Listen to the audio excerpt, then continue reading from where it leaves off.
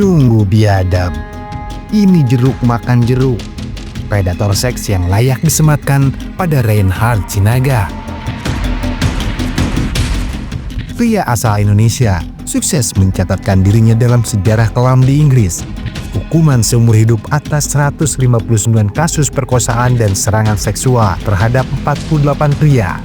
Prestasi yang sungguh tak terbantahkan dalam daftar kriminal paling menjijikan.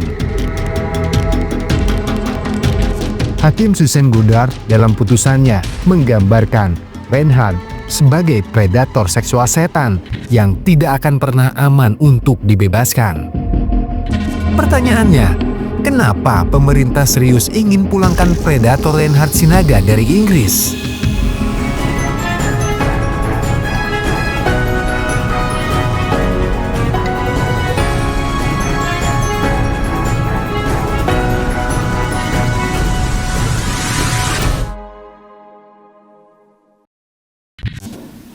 Negara melindungi segenap bangsa dan tumpah darah Indonesia.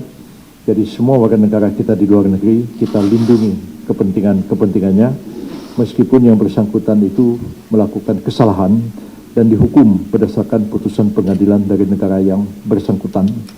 Soal salah itu soal lain, tapi sebagai warga negara itu berkewajiban untuk memberikan perlindungan kepada warga negara yang bersangkutan.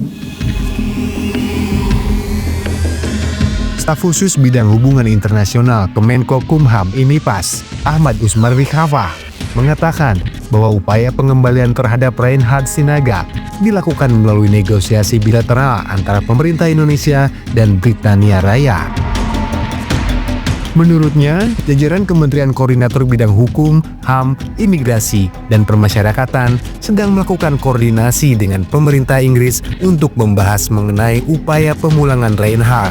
Selain itu, kata Ahmad, pemerintah Indonesia sudah berkomunikasi dengan keluarga Reinhard Sinaga. Reinhard Sinaga, pria kelahiran 19 Februari 1983, mungkin awalnya hanya dikenal sebagai mahasiswa asal Indonesia di Manchester. Namun, dalam catatan sejarah kriminal, ia justru tercatat sebagai predator seksual paling produktif di Inggris. Dengan keahlian manipulatifnya, Reinhard berburu korban di luar klub malam, menjerat pria-pria muda yang sedang mabuk dengan iming-iming tempat singgah.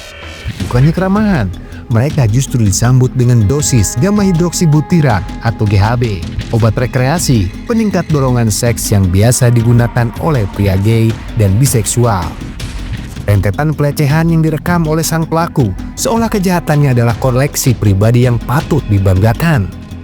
Reinhard menjalankan aksinya dengan profesionalisme mengerikan, bahkan menyimpan souvenir dari para korban, jam tangan, ponsel, hingga kartu identitas, layaknya trofi kemenangan. Namun, setiap petualangan kriminal pasti ada akhirnya. Pada Juni 2017, salah satu korbannya sadar lebih awal, melawan, dan melaporkannya ke polisi. Dari ponsel Reinhard, aparat menemukan rekaman yang setara dengan menonton 1.500 film DVD. Bedanya, ini bukan tontonan yang menghibur, melainkan bukti kejahatan yang mengerikan. Vonis pun dijatuhkan hukuman seumur hidup dengan minimal 40 tahun di balik jeruji besi HMP Wakefield, penjara kelas berat yang menampung para kriminal paling berbahaya. Kini, alih-alih berburu di klub malam, Reinhard hanya bisa menghitung hari di antara jeruji, bergabung dengan para pelaku kejahatan tingkat tinggi lainnya. Sebuah akhir yang meskipun tak sebanding dengan penderitaan korbannya, setidaknya menutup babak kejinya di dunia luar.